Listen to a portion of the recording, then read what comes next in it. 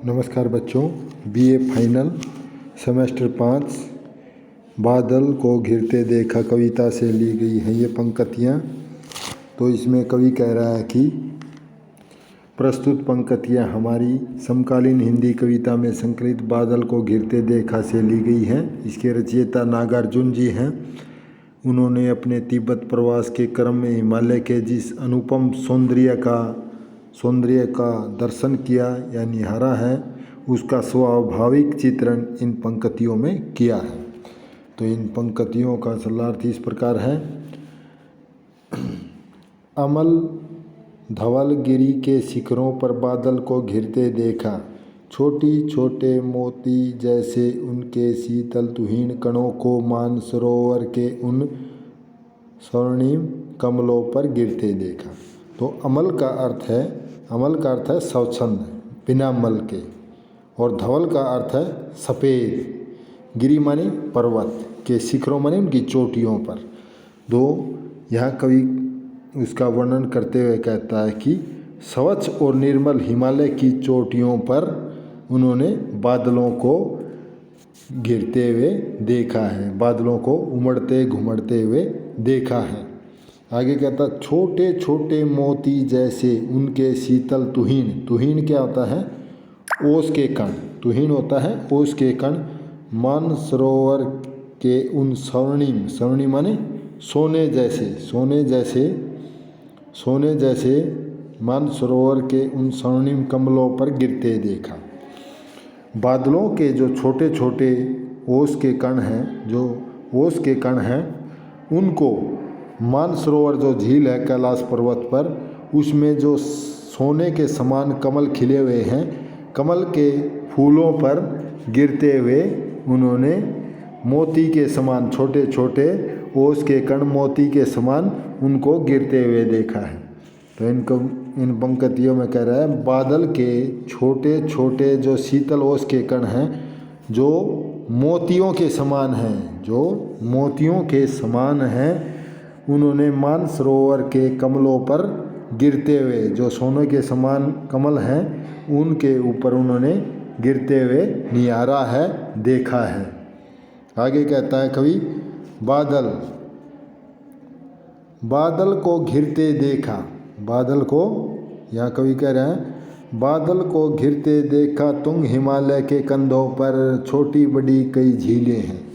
यानी कवि कहता है कि उन्होंने बादल को वहाँ पर गिरते हुए देखा है। जो तुंग माने ऊंचे, हिमालय के कंधों, हिमालय पर्वत है, उसके ऊंचे ऊंचे पर्वतों पर बहुत ही छोटी बड़ी कई झीलें हैं। वहाँ पर क्या है? बहुत छोटी बड़ी झीलें हैं, जहाँ पर उन्होंने बादलों को घिरते देखा है। कवि आगे कह रहा है उनके श्यामल नील सलील, श्यामल माने श्याम रंग, और नील माने नीला, सलील माने पानी। उनका जो श्याम और नीला, सावले और नीले जल में समतल देशों से आकर पावस होती है वर्षा ऋतु की उमस। जो वर्षा ऋतु में क्या है, न तो हवा चलती और एकदम से उमस बन जाती है, बहुत पसीने आती हैं। तो उमस गर्मी से आकुल माने बेचैन होकर के, आकुल माने बेचैन होकर तिक्त मधुर विषतंतु खोजते हैं। तिक्त यहाँ विषतंतु का है कमलनाल। क्या है? कमलनाल क्या होता है? जो कमल के अंदर नाल होता है, उसको खाते हैं। कौन खाते हैं? हंस खाते हैं। जो समतल मैदानों, यहाँ आगे कहता है जो हिमालय पर्वत के चोटियों पर कहीं छोटी बड़ी झीलें हैं, और उन झीलों में कैसा पानी है? उन झीलों में श्यावले और नीले स्वच्छ जल है। समतल मैदानों से, आगे कहता है समतल देशों या मैदानों से आकर जो हंस हैं, वर्षा ऋतु की उष्ण गर्मी से व्याकुल होकर, तिक्त माने तीखे होकर के मधुर कमलनाल, मीठे कमल का नाल को ढूंढते हुए हंसों को तैरते हुए मैंने देखा है, और बादलों को मैंने घिरते देखा है। बादलों को घिरते देखा है और हंसों को वहाँ उन झीलों में तैरते हुए देखा। तो इस पंक्तियों में कौन सा अलंकार है? अनुप्रास अलंकार है। स की आवर्ती, यहाँ स की आवर्ती से अनुप्रास अलंकार है। भाषा सहज सरल खड़ी बोली है। हिमालय के प्राकृतिक सौंदर्य का आलम्बन रूप में चित्रण किया गया है। तत्सम तद्भाव शब्दावली है। प्रसाद गुण है। वर्णात्मक शैली में वर्णन किया गया है, वर्णन किया गया है। इसकी अगली पंक्ति है, आगे कवि कहता है, जाने दो है कवि कल्पित है, मैंने तो भीषण जाडों में गगनचुंबी कैलाश शिखर पर महामेघ से झंझानील से गरज गरज कर भिड़ते देखा, बादल को घिरते देखा। तो इन पंक्तियों में क्या कह रहा है कवि? ये जो प्राकृतिक सौंदर्य का वर्णन कर रहा था, झील का और ऊंची ऊंची चोटियों का, ये सब क्या है? कवि की कल्पना है। कवि की कल्पना है। ये कवि की मात्र एक कल्पना है जिसका वो वर्णन कर रहा है इनमें। इसको जाने दो, ये तो सिर्फ कवि की कल्पना है। भीषण माने भयंकर, जाडो माने सर्दियों में। कवि कहता मैंने भीषण सर्दियों में गगनचुंबी यानी आकाश को छूने वाले कैलाश शीर्ष, कैलाश पर्वत का जो चोटी है वह आकाश को भी स्पर्श करने वाली है। महामेघ को झंझानील, झंझानील माने भयंकर तूफानी हवा, भयंकर तूफानी हवा। यहाँ कवि कह रहा है जो कैलाश पर्वत की विशाल चोटी पर बादल को तूफानों के साथ गरजते और भिड़ते हुए भी मैंने देखा है। जो तूफान, जो सर्दियों में बर्फ़ से ढकी हुई चोटियों को गरजते हुए भिड़ते हुए देखा है और बादल को घिरते देखा है।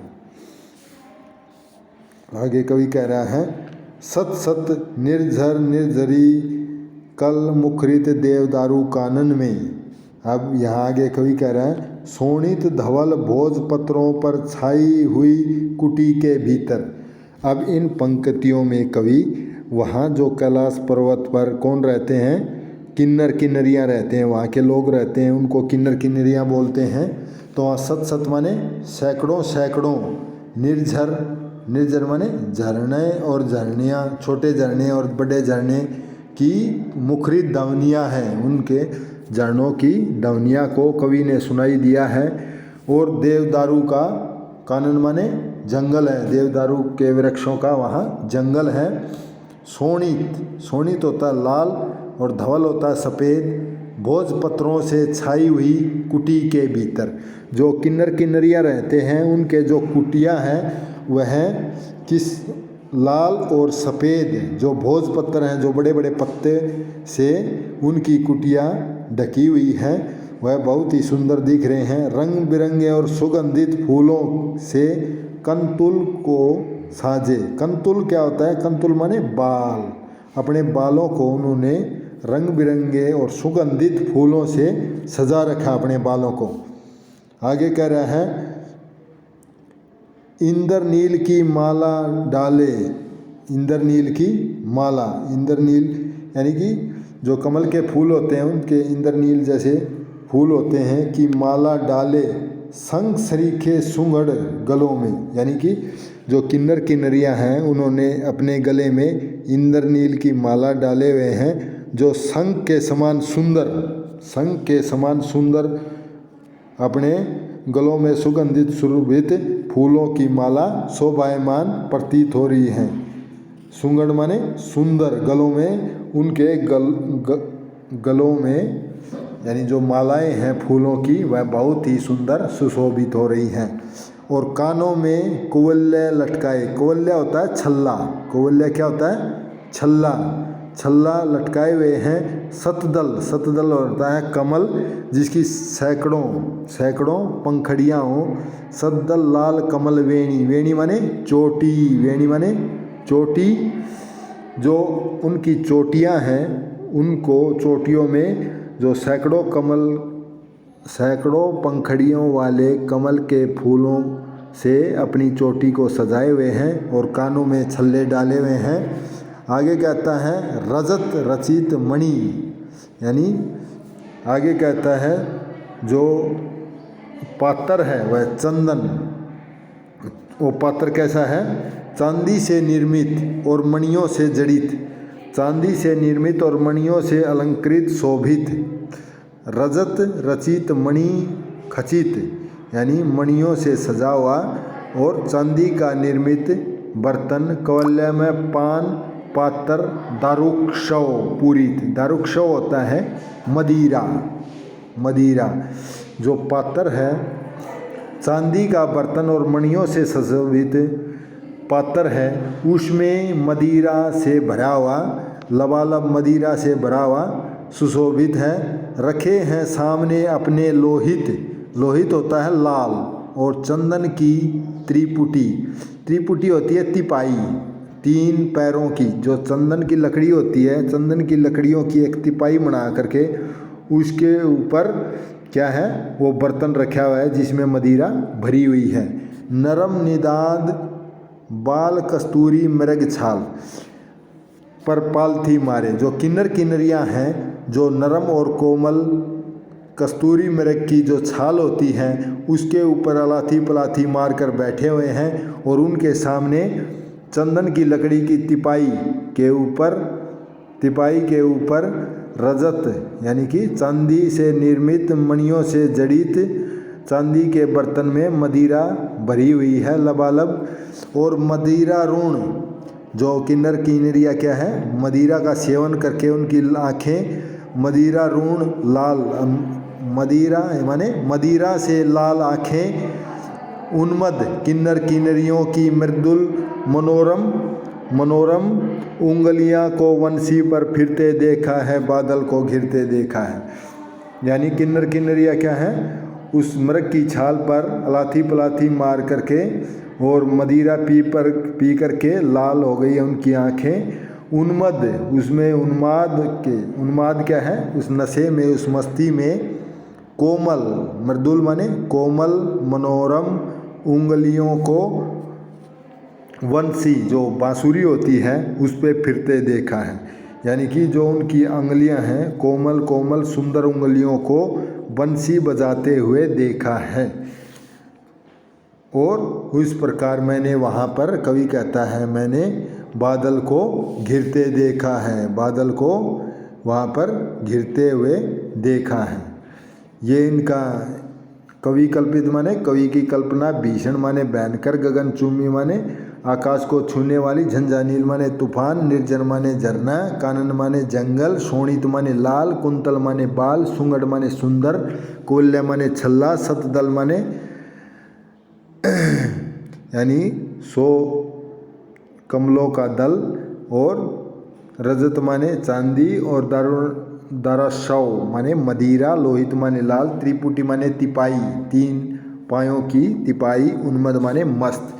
जो किन्नर किन्नरियाँ थे वे मस्ती से, इन पंक्तियों में कवि कहता है ये जाने दो कैलाश पर्वत पर जो सौंदर्य था वह तो कवि की कल्पना होती है, मैंने जो भयंकर सर्दी में आकाश को छूने वाले कैलाश पर्वत पर भयंकर तूफानी हवा को देखा है, और वहाँ पर बादलों को गरजते बिड़ते देखा है, बादलों को बनते देखा है, और सैकड़ों सैकड़ों वहाँ निर्जरी यानी झरने हैं, वहाँ पर देवदारू का कानून है, और वहाँ पर लाल और सफ़ेद भोजपत्रों से किन्नर किन्नरियों की कुटिया सजी हुई है, रंग बिरंगे सुगंधित बालों से अपने बालों को सजाए हुए हैं किन्नरियाँ, और उनके गलों में इंद्रनाल की माला बहुत ही सुंदर प्रतीत हो रही है, कानों में छल्ले डाले हुए हैं, और सतदल लाल कमल वेणी है, वेणी माने चोटी में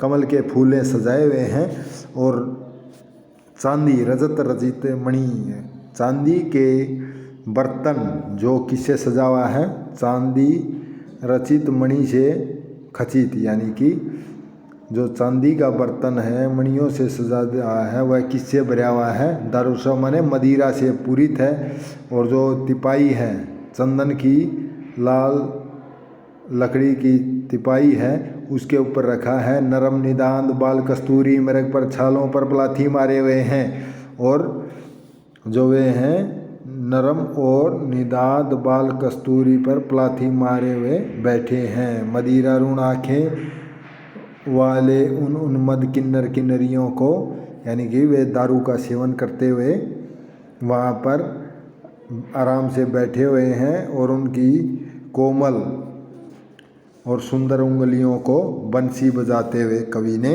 देखा है। यानी कि किन्नर किन्नरियों के अद्भुत सौंदर्य के स्वामी राग विलास के भाव से युक्त हैं। इन पंक्तियों में रूपमा उपमा अलंकार है, भाषा सहज सरल खड़ी बोली का वर्णन किया गया है।